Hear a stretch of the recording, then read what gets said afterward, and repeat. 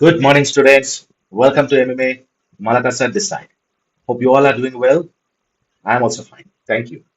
चलो आज हम लोग चर्चा करेंगे सबऑर्डिनेटिंग कंजंक्शन के ऊपर। होपफुली कल वाला जो लेसन था कोऑर्डिनेटिंग कंजंक्शन उसके ऊपर अच्छी तरह से पढ़ाई किए हैं और उसका प्रैक्टिस सेट भी आप लोगों ने कंप्लीट किए हैं।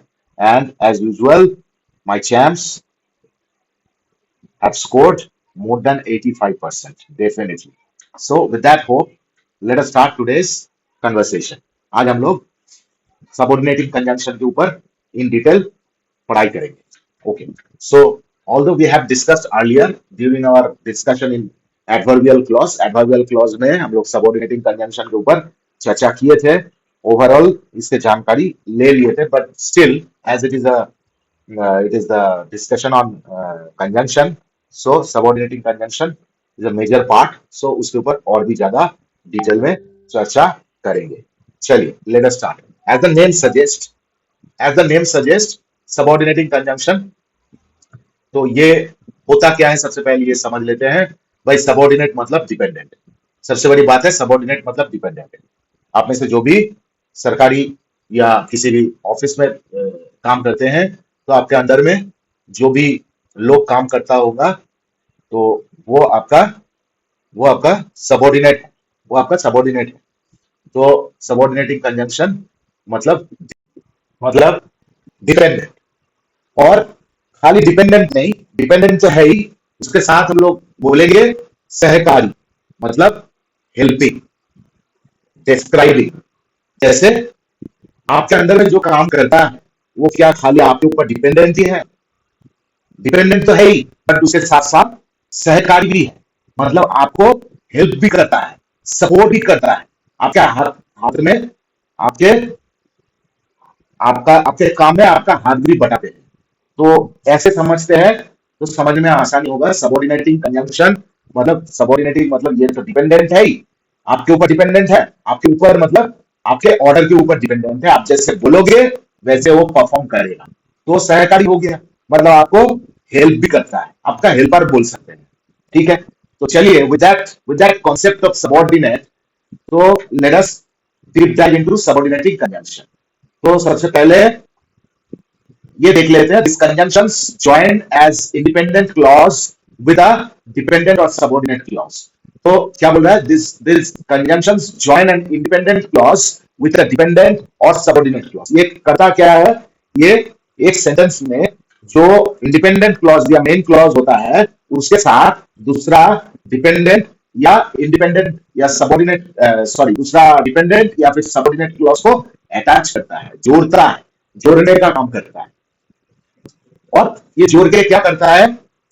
मेन जो क्लॉज होता है उसको डिस्क्राइब करता है, उसको फाइन बनाता है, फाइन ट्यून करता है. और उसके साथ साथ एक कंप्लीट सेंटेंस के फॉर्मेशन में ये सहयोगी होता है. बट हमेशा एक चीज याद रखना है, एक सबऑर्डिनेटिंग कंजंक्शन अकेले एक कंप्लीट सेंटेंस कभी नहीं बन सकता है.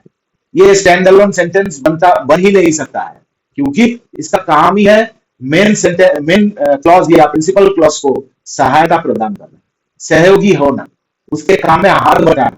ये कंप्लीट स्टैंड अलोन अपने आप कभी एक कंप्लीट सेंटेंस बन नहीं सकता है.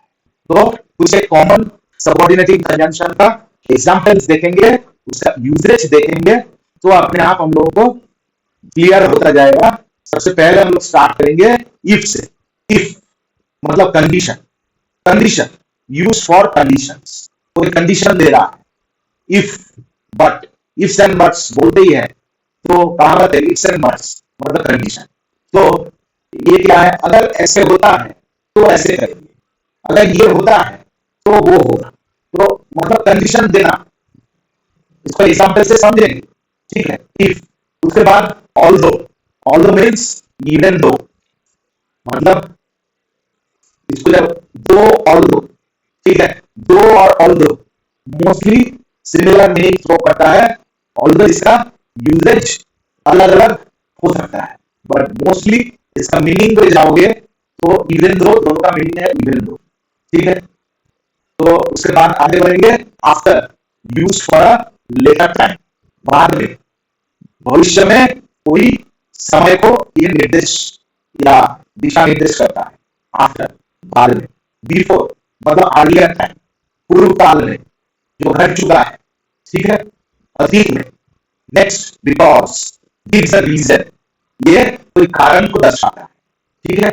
उसके बाद as if means in the same way, as if, in the same way means एक ही टाइप से, इन द सेम वे, एक ही रास्ते में, मतलब वो जैसा किया, इन द सेम, एक ही टाइप से, kind of prototype, as if. इसका जब एग्जांपल देखेंगे तो और भी ज्यादा क्लियर हो जाएगा।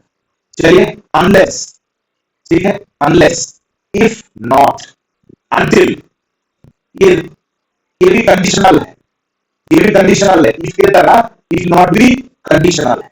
If, if not, if positive sense में यूज होता है, इफ नॉट नेगेटिव सेंस में यूज होता है। अनटिल, अनटिल समय को दर्शाता है, use up to a certain time, किसी एक निर्दिष्ट, किसी एक डिफाइंड समय तक, अनटिल, ठीक है। व्हेन समय को दर्शाता है, ठीक है, समय को दर्शाता है। एडवर्बियल क्लॉज ऑफ टाइम पे व्हेन का इस्तेमाल होता है। व्हेन तो यूज्ड फॉर टाइम। व्हाइल, ये during the time that. While और व्हेन में डिफरेंस क्या है? व्हेन एक फिक्स टाइम को दर्शाता है, एक मतलब from a certain time being, when इस्तेमाल होता है। और while is used in a motion, मतलब कोई कंटिन्यूअस मोड में कोई काम हो रहा है और उस समय से स्टार्ट करके उस समय, उस मतलब कंटिन्यूअस समय को दर्शाने के लिए व्हाइल का इस्तेमाल होता है। देखिए, ड्यूरिंग द टाइम दैट, मतलब कोई एक घटना घटित हो रहा है, मोशन में है, कंटिन्यूएशन में है, और उस समय को दर्शाने के लिए व्हाइल का इस्तेमाल होता है। When and while both are used for identifying, for determining time, but when एक fixed टाइम को दर्शाने के लिए इस्तेमाल होता है, और ये मोशन में कोई घटना घटित हो रहा है उसको दर्शाने के लिए, उस समय से इसको दर्शाने के लिए while का इस्तेमाल होते हैं। तो एग्जाम्पल से देखेंगे, ये तो हो गया सबऑर्डिनेटिंग कंजंक्शन का। कॉमनली जो सबऑर्डिनेटिंग कंजंक्शन बहुत यूज में आता है, इसका एग्जाम्पल्स। अभी हाउ दे वर्क, ये काम कैसे करता है उसको समझना है इन डिटेल। देखिए, इंडिपेंडेंट क्लॉज के साथ सबसे शुरू में क्या पढ़े थे, ये सबऑर्डिनेटिंग कंजंक्शन का काम होता है एक इंडिपेंडेंट क्लॉज के साथ एक डिपेंडेंट या सबऑर्डिनेट क्लॉज को जोड़ने का काम ये करता है। और क्योंकि सबऑर्डिनेट क्लॉज को जोड़ता है तो इसीलिए ये कंजंक्शन का नाम पड़ गया सबऑर्डिनेटिंग कंजंक्शन। तो जाहिर सी बात है, पहले इंडिपेंडेंट क्लॉज बचेगा जो कि अपने आप एक कंप्लीट सेंटेंस है, और उसको और ज्यादा डिस्क्राइब करने के लिए, डिपेंडेंट क्लॉज को लाया जाता है, और ये दोनों को जोड़ता है, जोड़ने का काम करता है ये वही शादीराम घर जोड़ेगा सबऑर्डिनेटिंग कंजंक्शन, ये जोड़ने का ठेका लेके बैठा है।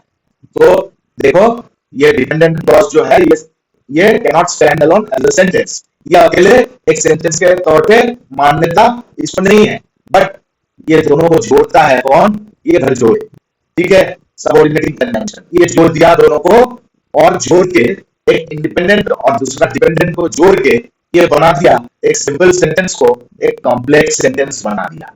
मेक्स कंप्लीट मीनिंग, एक कॉम्प्लेक्स सेंटेंस बन गया।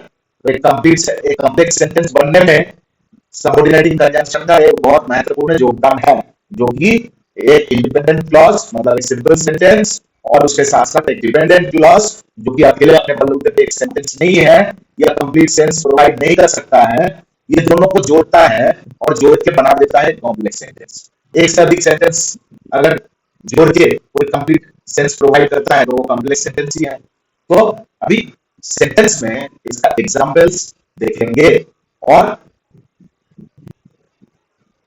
टाइप करेंगे ताकि इन डिटेल जानकारी हमको मिल सके। चलिए, आई स्टेड होम, मैंने घर पे स्टे कर लिया, घर पे रह गया था।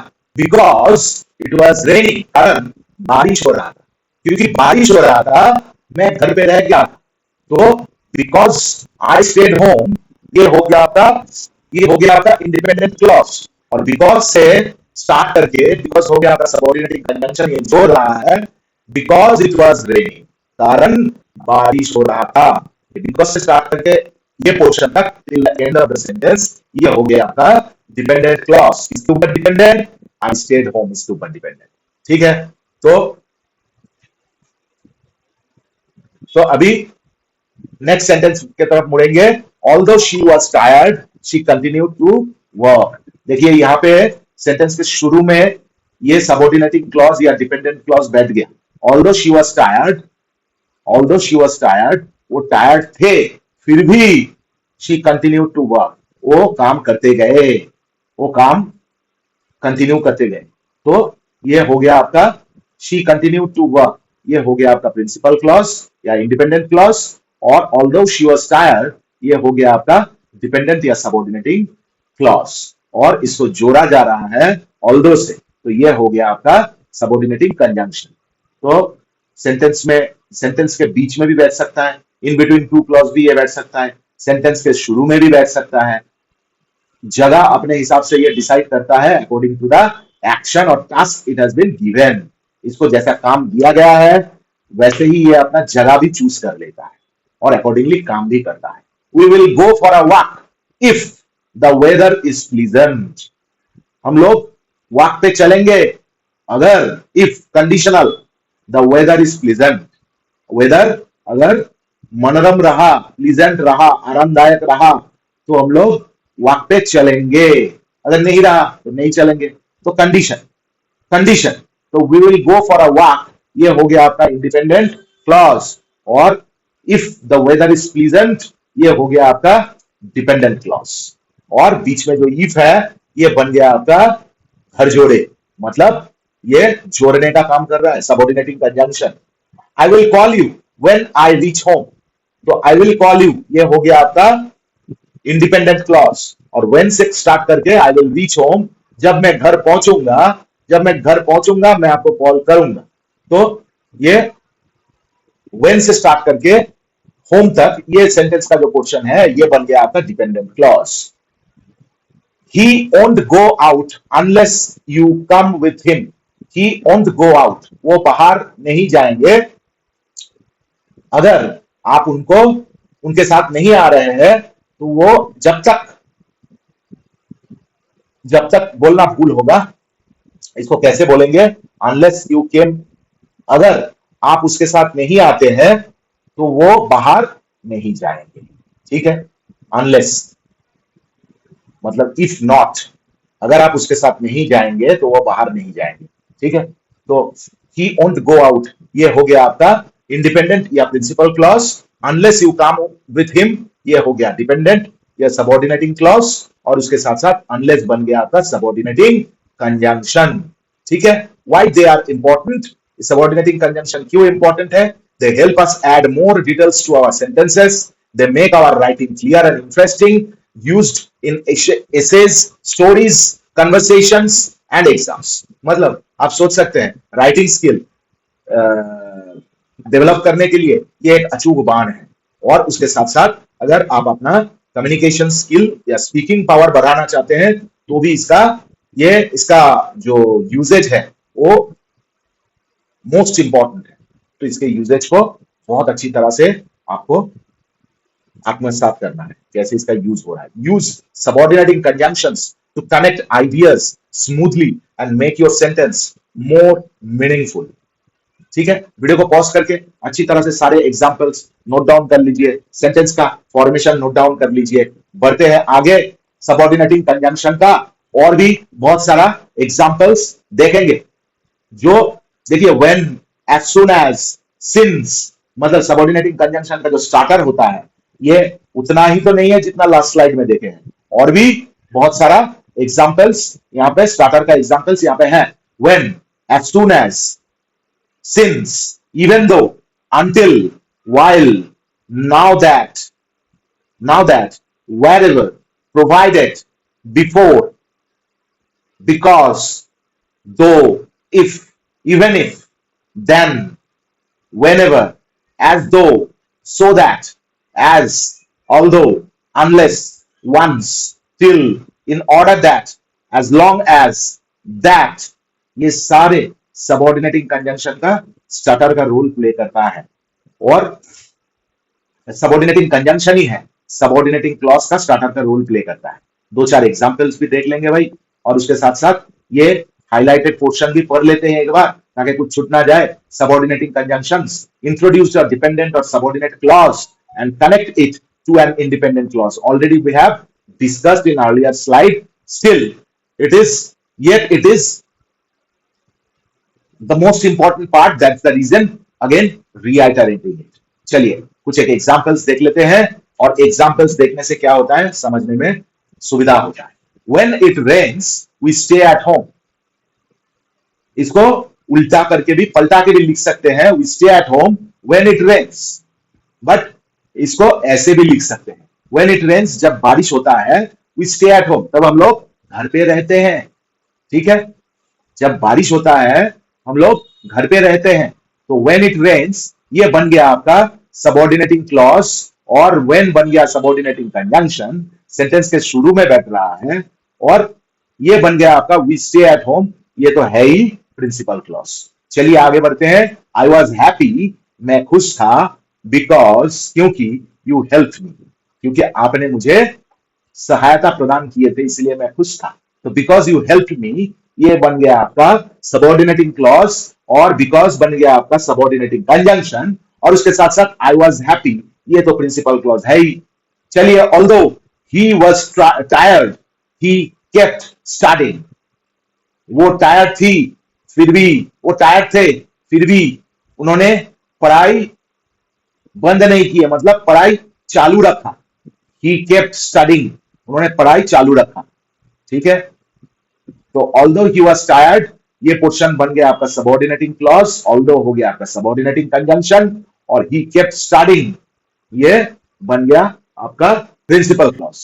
Next, I will call you when I reach the station, I will call you when I reach the station. तो देखिए यहां पे when से स्टार्ट करके एक सबऑर्डिनेटिंग क्लॉज को देखे जो शुरू में बैठता था, यहां पे when से when आ गया बीच में, और दोनों के बीच में, दो क्लॉज के बीच में बैठ के ये कितना सुंदर लिंकेज का काम कर रहा है। आई will call you when I reach the station, मैं आपको बुलाऊंगा, मैं आपको कॉल करूंगा जब हम स्टेशन पहुंचे। तो देख सकते हैं, समझ सकते हैं कैसे इसका इस्तेमाल हो रहा है। Unless you Hari you will miss the bus, अगर आपने जल्दी नहीं किए तो आप बस मिस कर जाओगे। ठीक है, ठीक है, तो दिस आर द एग्जांपल्स। अभी सारे एक एक वर्ड से एक एक एग्जांपल आपका होमवर्क रहा, कोई भी करके मुझे कमेंट करके बता सकते हैं कि क्या क्या किए हैं। मैं आपको आपका मेरा इंडिविजुअल नंबर दे सकता हूं मेरे टीम का, आप भेज दीजिएगा होमवर्क, तो बन जाएगा एक कनेक्शन। सारे जितना भी सबऑर्डिनेटिंग कंजंक्शन है सबसे एक एक दो दो सेंटेंस का फॉर्मेशन करके आप भेज सकते हैं, but on your own, not using any other, not taking any other help, और not using any other applications. ठीक है, अपने आप पे इसको तैयार कीजिए और मुझे भेज सकते हैं आप। This words usually come at the beginning of a dependent clause, जैसे हम लोग एग्जाम्पल पे देखे, डिपेंडेंट क्लॉज जहां से चालू हो रहा है उसी के शुरू में ये सारे कंजंक्शंस बैठता है यूजुअली। और point two be remembered, a dependent clause cannot stand alone as a complete sentence।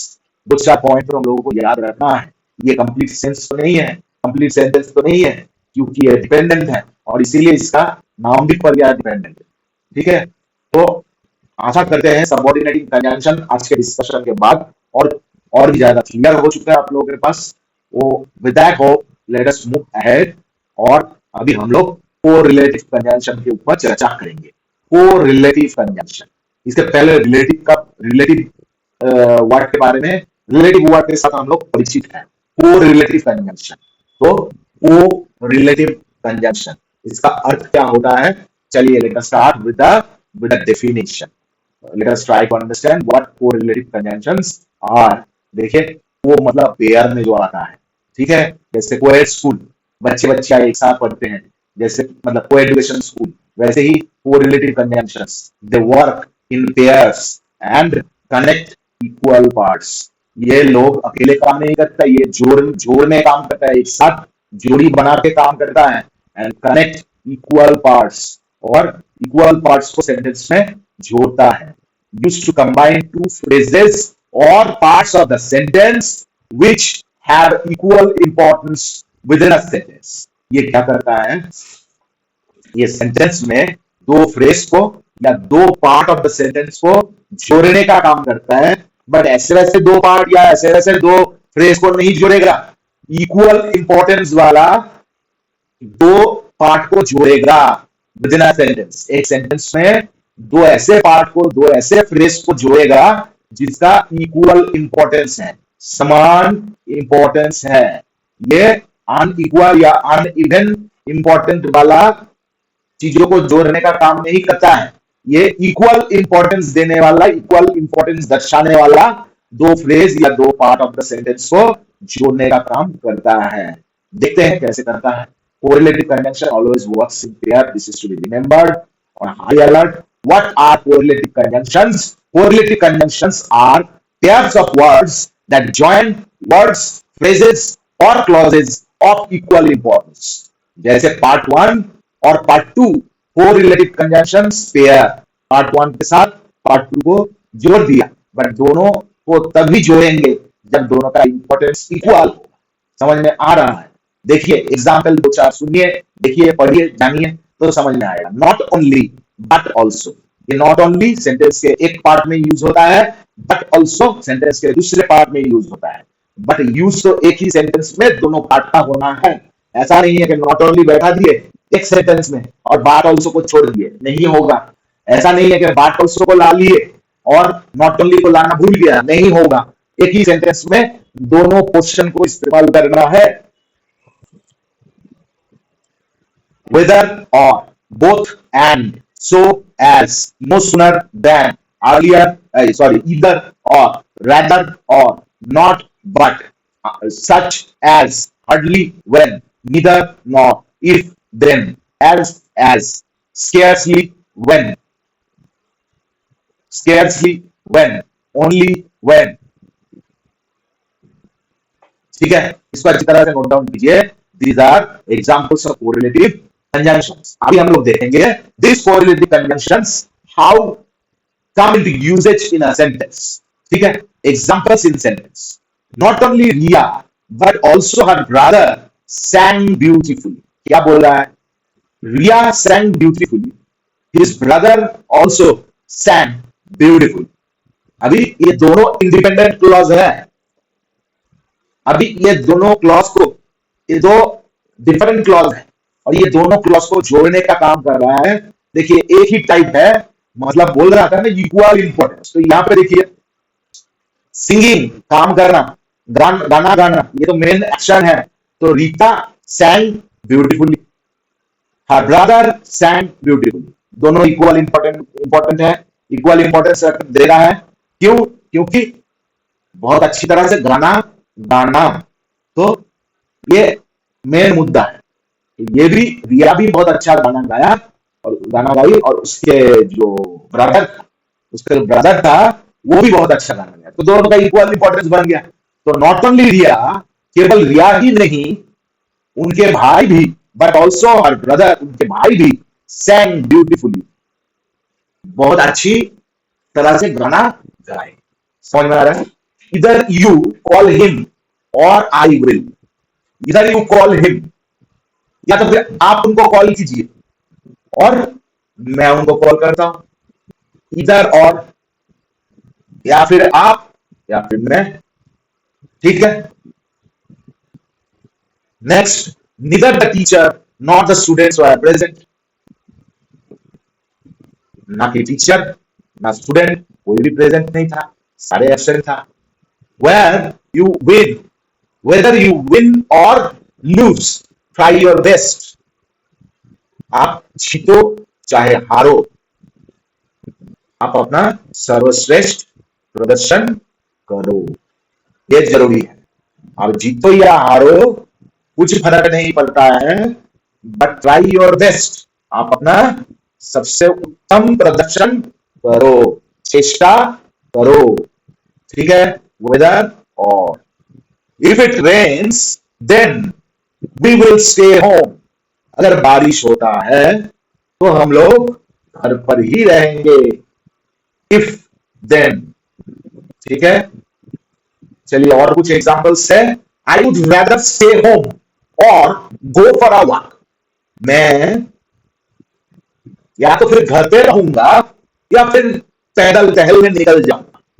ठीक है, दोनों ही इक्वल इंपॉर्टेंट चीज है, या घर पे रहूंगा या फिर टहलने निकल जाऊंगा, कुछ भी कर सकता हूं। तो रेदर और, ठीक है। Both my parents and my sister are teachers, both and मतलब उभय पक्ष को बराबर इंपॉर्टेंस दे रहा है और उभय पक्ष का जो तथ्य है, जो इंफॉर्मेशन है, उसको प्रदर्शित कर रहा है। Both my parents and my sister are teachers, ठीक है। Next, he is not only clever but also hard working. देखिए ऐसा नहीं है कि नॉट ओनली सेंटेंस के शुरू में ही खाली बैठा है। Depending upon the structure of the sentence, demand of the sentence, the kind of sense that the sentences are trying to generate, उस हिसाब से इसका यूजेज होता है। सेंटेंस के शुरू में, बीच में, जगह उस हिसाब से ये डिसाइड करता है। ही इज नॉट ओनली क्लेवर, क्योंकि यहां पे सब्जेक्ट को नहीं, ये इसके एडजेक्टिव को दर्शा रहा है। ही is not only clever but also hardworking, मतलब उसका दो गुण है, एक तो क्लेवरी, दूसरा हार्डवर्किंग। तो इसलिए दोनों गुण उसी का है, इसलिए वो गुण के आगे बैठ गया और गुण के गुणगान करना चालू कर दिया। ही is not only clever but also hardworking. तो यहाँ पे समझ में आ रहा है, ये एडवर्ब का काम कर रहा है। क्लेवर और हार्डवर्किंग दोनों आपका एडजेक्टिव है और दोनों को ये डिस्क्राइब कर रहा है। एडजेक्टिव को डिस्क्राइब करने वाला कौन होता है? एडवर्ब होता है। बट ये same not only and but also, यहाँ पे अगर देखते हैं, not only Riya but also her brother, ये क्या कर रहा था? नाउन को डिस्क्राइब कर रहा था। तो not only Riya but also her brother sang beautifully, ठीक है। तो इसलिए क्योंकि रिया और उसके ब्रदर को आइडेंटिफाई और डिस्क्राइब करना है, तो सब्जेक्ट को डिस्क्राइब करेगा तो सब्जेक्ट के आगे ही बैठेगा ना, ठीक है। सब्जेक्ट के आगे पीछे ही बैठना है। अगर सब्जेक्ट को जिसको डिस्क्राइब करेगा उसके आगे पीछे बैठना है, इसको उसके साथ साथ रहना है इसको, ठीक है। She is as tall as her brother, वो उनके भाई के जैसे लंबे हैं। उनके भाई जितना लंबा है उतना ही लंबा वो भी है, ठीक है। As tall as big as good as, मतलब सिमिलैरिटी को दर्शा रहा है, ठीक है। No sooner had I reached home than it started to rain. ये सेंटेंस के फॉर्मेशन को देखिए, बहुत ही इंपॉर्टेंट जगह है। मैं घर पे पहुंचा ही था, घर पे पहुंचने से पहले पहले ही, मतलब मैं घर पे पहुंचा था। No sooner had I reached home, घर पे पहुंचा भी नहीं था तब बारिश चालू हो गया। मतलब घर के पहुंचना और घर पे पहुंचना मेरा और बारिश का चालू होना लगभग कोइंसाइड कर गया, ठीक है। लगभग एक ही टाइम का दोनों काम है। तो no sooner had I reached home than it started to rain, ठीक है। घर पे बस पहुंचने ही वाला था, घर पे पहुंचा ही था, इसके बारिश चालू हो गया, ठीक है। तो कभी कभी होता है ना कि बारिश होने का बात था, जब घर पे पहुंचा, कदम रखा और चालू हो गया। वैसे ही परिस्थिति को यहाँ पे डिस्क्राइब किया जा रहा है। बट इसका फॉर्मेशन को देखिए, नो सुना जब शुरू में बैठता है जिस भी वाक्य में, उसमें देखिए सेंटेंस का जो हेल्पिंग भाव होता है वो चल के सब्जेक्ट के पहले अब बैठता है। ये देखने वाली, नोट करने वाली चीज है। एक्चुअल सेंटेंस क्या है? I had reached home, it started to rain. I had reached home, it started to rain. तो I had reached home, but यहाँ पे जैसे ही नोट सुना शुरू में बैठा, तो ये बेटा हैड आई के बगल से, आई के बाद से उठ के आई के आगे आ गया। तो मतलब ये नो सूनर जिस भी वाक्य में बैठेगा इसका फॉर्मेशन ऐसे ही होगा। ये भी जानकारी लेना आपको जरूरी है, नोट डाउन कीजिए, बहुत ही इंपॉर्टेंट एक जगह है। ठीक है, यहां से क्वेश्चन आ सकता है। Use correlative conjunctions to make your sentences more balanced, clear and meaningful। क्या बोल रहा है, correlative conjunction का इस्तेमाल करके आप सेंटेंस को मच मोर बैलेंस कर सकते हैं, क्लैरिटी ला सकते हैं उनमें, और उसको ज्यादा मीनिंगफुल बना सकते हैं। ठीक है, points to be remembered, correlative conjunctions always come in pairs। ये अकेले नहीं आता है, not only but also, either or, no sooner than, not but, such as, hardly when, ऐसे जोड़ी में आता है, इसलिए को रिलेटिव, को रिलेशन को दर्शाता है, इक्वल इंपॉर्टेंस वाला दोनों चीजों को दर्शाता है, और they join equal ideas, do not use only one part of the pair. ठीक है, जैसे जूते, शूज, चप्पल, सैंडल्स, ये पेयर में आता है, एक पैर में पहने दूसरा पैर में नहीं पहने तो नहीं चलता है, वैसे ही ये जब भी आएगा पेयर में ही आएगा, एक को ला लिए दूसरे को भुला दिए नहीं चलेगा, नहीं चलेगा। सेम वीडियो को पॉज कीजिए, अच्छी तरह से नोट डाउन कीजिए, और let us deep dive into some more examples of the usages in sentences of correlative conjunctions. देखिए कैसे है कोरिलेटिव कंजंक्शन, ये सारे आपको नोट डाउन करना है, आहिस्ता आहिस्ता पढ़ते रहिए, बढ़ते रहिए और नोट डाउन करते रहिए। Examples in sentence, this are certain valuable examples, इससे आपको और भी ज्यादा क्लैरिटी मिलेगा। और देखिए correlative conjunctions comes in pair and join equal parts of a sentence, they work in pair and connect equal parts। these are few tiny points which are very important and needs to be remembered। ठीक है, not only but also, not only Ria but also her brother sang beautifully। whether you win or lose, try your best। हार जीत कुछ भी हो, आप जीतो या हारो, अपना सर्वश्रेष्ठ प्रदर्शन करो, ट्राई योर बेस्ट, अपना सर्वश्रेष्ठ उत्कृष्टतम प्रचेष्टा करो। both my parents and my sister are teachers, both and, so as she is so kind as to help everyone, she is so kind as to help everyone। वो इतना दयालु है, सबको, वो इतना दयालु है कि सबको सहायता करके मिलता है।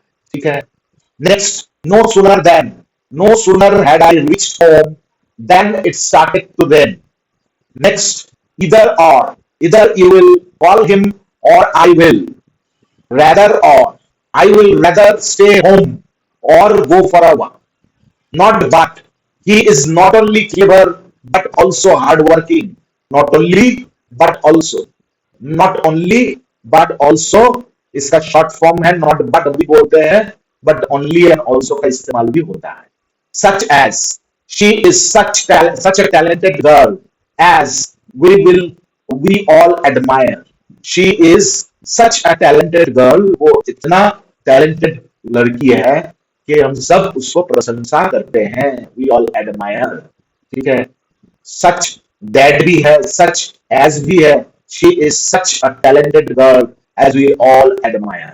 hardly when, तो उसके बाद हम लोग आएंगे scarcely when।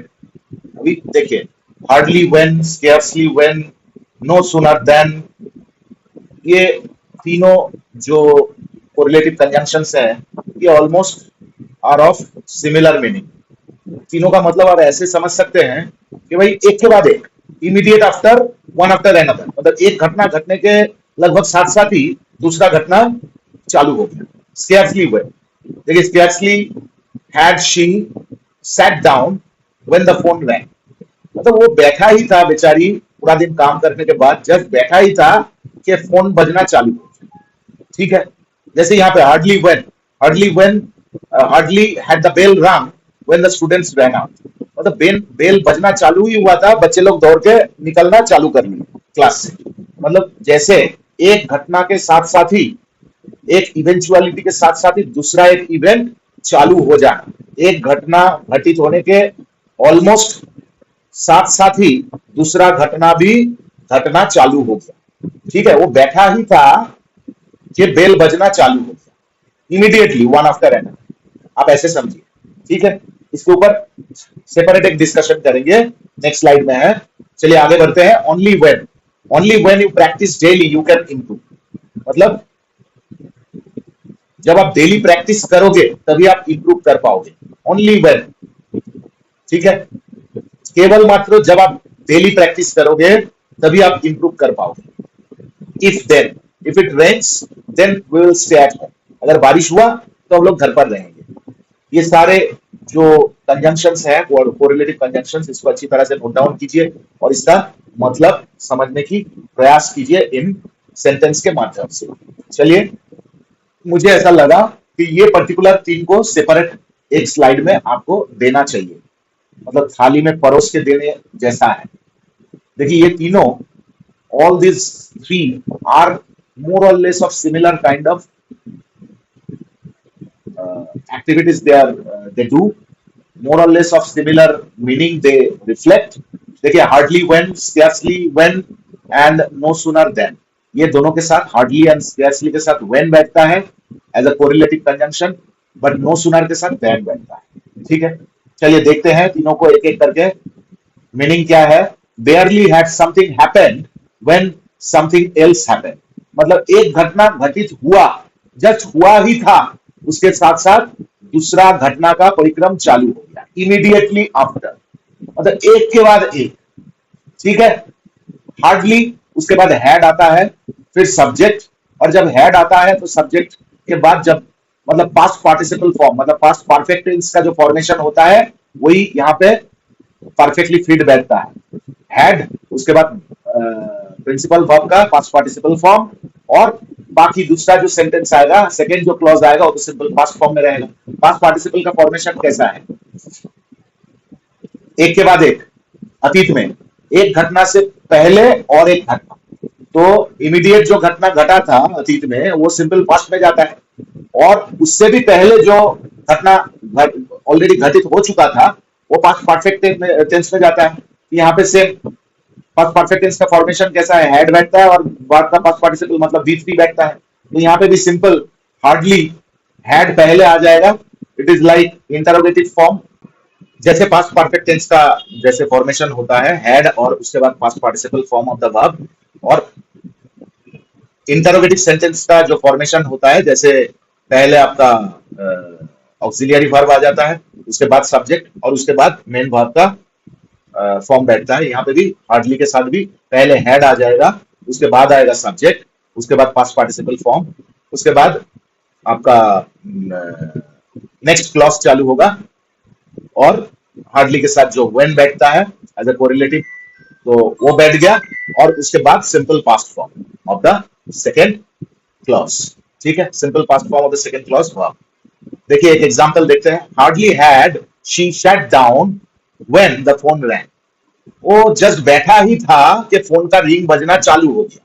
Hardly had the match started when it began to rain, match just चालू ही हुआ था कि बारिश चालू हो गया। एक घटना के साथ दूसरा घटना एकदम इमीडिएट इफेक्ट से चालू होना। Hardly had I reached home when my friend called, ठीक है।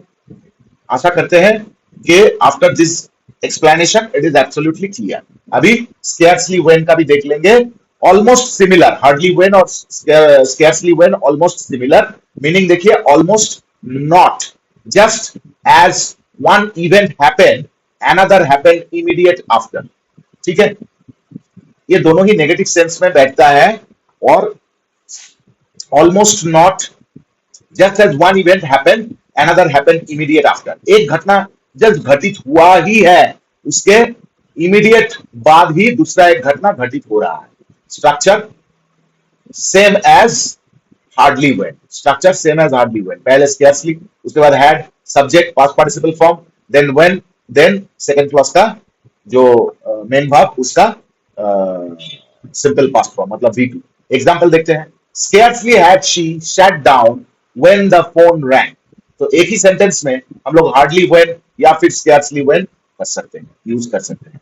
Hardly had the teacher entered the classroom, scarcely had the teacher entered the classroom when the students became silent, teacher classroom में आते ही enter करते ही student लोग silent हो गया। Scarcely had we reached the station when the train left. हम लोग station पे reach करते ही, पहुंचे ही थे स्टेशन में कि ट्रेन छूट गया। ठीक है, चलिए अभी नो सूनर देन, ठीक है, no sooner then, no sooner then meaning as soon as one thing happened another happened right after that। similar meaning immediately after, एक घटना घटित हुआ उसके जस्ट नेक्स्ट मोमेंट में अनदर घटना घटित हुआ। Structure no sooner had the subject, no sooner had subject past participle, और उसके बाद देन प्लस सेकेंड क्लॉज का जो वर्ब है उसका B2 सिंपल पास्ट फॉर्म। तो similar, similar no sooner had she shut down than the phone rang। तो similar, एक ही सेंटेंस में हम लोग या तो फिर हार्डली वेन या फिर स्कैर्सली वेन या फिर नो सूनर देन का प्रयोग कर सकते हैं। No sooner had the match started then it began to rain. समझ में आ रहा है? No sooner had I reached home then my friend called. समझ में आ रहा है? आशा करते हैं। तो मुझे लगा क्योंकि ये तीनों almost are of similar category and reflecting the same meaning and doing the same, performing the same action in a sentence, तो मुझे लगा कि ये तीनों को एक जगह पे करके देते हैं तो आपको ज्यादा आसान होगा समझने में। ठीक है, देखिए एकदम इसलिए ऊपर ही मैंने लिख के दिए हैं, this conjunctions show that one action happened immediately after another। तो you can use any of these three conjunctions wherever and whenever you feel to do so। Key points, this conjunctions come in pairs, ये तो पता है क्योंकि correlative conjunction है। अच्छा, correlation establish करता है। अच्छा, उसके साथ साथ this they show action happening one right after another। The first action is in the past perfect tense had plus past participle। ठीक है, they make our writing more effective and interesting। अभी comparison अगर करना है तो ऐसे, मुझे लगा ऐसे करने से आपको ठीक रहेगा समझने में। Hardly when, barely had when, barely had when मतलब hardly when, barely had when, scarcely when, almost not. देखिए ये इंटरनल मीनिंग को आपको समझना है। Barely had when, almost not when, as soon as then, मतलब ये तीनों में अंतर अगर है तो इंटरनल मीनिंग का आपको सबसे पहले अनुसंधान करना है कि भाई कौन सी सिनेरियो में इसको यूज करना है। बेयरली हैड मतलब बेयरली, देखिए सबसे पहला फॉलो कीजिए, बेयरली हैड समथिंग हैपन मतलब ना के बराबर, ना के बराबर। अच्छा, यहाँ पे देखिए ऑलमोस्ट नॉट, मैंने शुरू में ही बोला था कि भाई नेगेटिव सेंस में इसका इस्तेमाल होता है। ऑलमोस्ट नॉट वेन मतलब कुछ भी चीज नहीं है, लगभग नहीं है। नो सूनर देन मतलब एज सुन एज। तो almost are of similar meaning but थोड़ा बहुत डिफरेंस तो है, नहीं तो एक ही का जन्म होता, बाकी दो का क्या काम था। ठीक है, this powerful pairs help us tell stories clearly and show that things happen one after another. Quick tip to remember, use when after hardly and scarcely, use then after no sooner. ठीक है, चलिए इस video के अंत में description में जो practice set का लिंक दिया हुआ रहेगा उसको प्रैक्टिस कीजिए अच्छी तरह से, और भी ज्यादा क्लैरिटी मिलेगा। और वहां पे आंसर कीज भी दिया हुआ रहेगा जिससे आप आंसर चेक कर सकते हैं। And you should not score anything less than 85% before you move on to next video और नेक्स्ट लेसन। वीडियो अगर अच्छा लगा हो, इंफॉर्मेटिव लगा हो, मीनिंगफुल लगा हो, इंटरेस्टिंग लगा हो तो अपने दोस्त में इसको जितना ज्यादा से ज्यादा हो सके इसको शेयर कीजिए, बिकॉज शेयरिंग इज केयरिंग। आप किसी को शेयर कीजिएगा उसका काम में आएगा, वो भी कुछ ना कुछ आपको शेयर करेगा जो कि आपके काम में आएगा। तो शेयर करते रहिए। चैनल पे अगर नए हैं तो वीडियो को, चैनल को सब्सक्राइब करके बेल बटन दबा दीजिए ताकि नए नए रोज जो वीडियो आता रहता है एजुकेशनल वो आपको तुरंत इंटीमेशन मिल जाता है। चलिए पढ़ाई कीजिए, आगे बढ़िए, देश को सम्मानित कीजिए। चलिए मिलते हैं नेक्स्ट क्लास में, तब तक के लिए bye bye and take care.